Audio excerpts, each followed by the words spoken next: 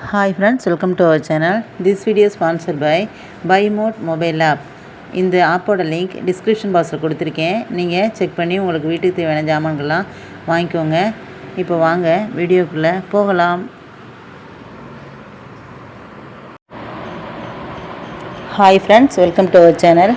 உங்கள் வீட்டில் கற்றாழை செடியை இந்த திசையில் வச்சுருக்கீங்களா? அப்படி இந்த திசையில் வச்சுருந்தீங்கன்னா உடனே மாற்றிடுங்க, நல்லதில்லை. அது எந்த திசைங்கிறத பார்க்கலாம்.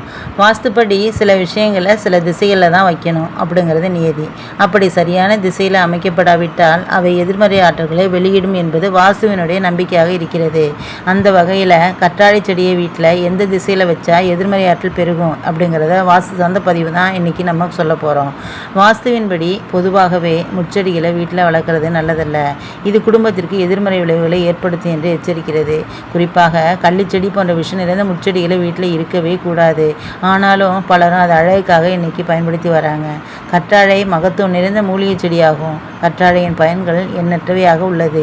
எனினும் கற்றாழை செடியை வாஸ்துப்படி கிழக்கு திசையில் வைக்கவே கூடாது. கிழக்கு திசை எப்போதும் நேர்மறை ஆற்றல்களை பெருக செய்யக்கூடியது. அதனால தான் கிழக்கு திசையில் பூஜை அறையை வைத்து நாம் வழிபடுறோம். இந்த திசையில் முச்செடிகளான எந்த செடிகளையுமே வைக்கக்கூடாது. அதில் கற்றாழையும் அடக்கம். வீட்டிற்குள் வளர்க்கப்படும் செடிகளில் கற்றாழையும் ஒரு வகையான செடியாகும்.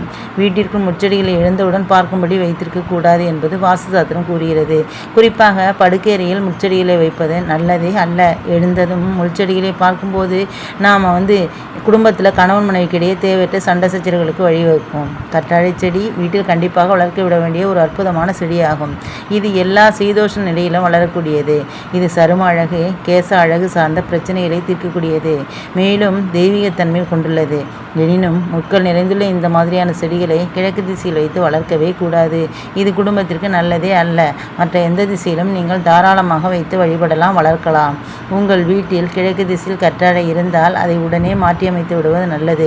அதுவும் கற்றாழை பூ பூத்தால் குடும்பத்திற்கு அதிர்ஷ்டம் வரும். பூவுக்கும் கற்றாழையாக பார்த்து தேர்ந்தெடுத்து வாங்கி வளர்ப்பது நல்லது. அதிர்ஷ்டத்தை பெருக செய்யும். கற்றாழை பூக்கள் பணவரவை ஈர்த்து தரக்கூடியது. எல்லா கற்றாழையும் பூக்கள் பூப்பதில்லை. எனவே பூக்கள் பூத்தால் அந்த கற்றாழை செடியை பத்திரமாக பாதுகாத்து வளர்த்து வாருங்கள். கற்றாழை செடியுடன் மற்ற செடிகளை சேர்த்து ஒன்றாக ஒரே தொட்டியில் வளர்க்கக்கூடாது.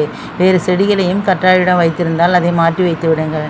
அதே போல கற்றாழை கண்திஷ்டியை போக்க உள்ளது. எனவே கற்றாழை செடியை வீட்டின் நுழைவாயிலில் இருபுறமும் நீங்கள் வைக்கலாம்.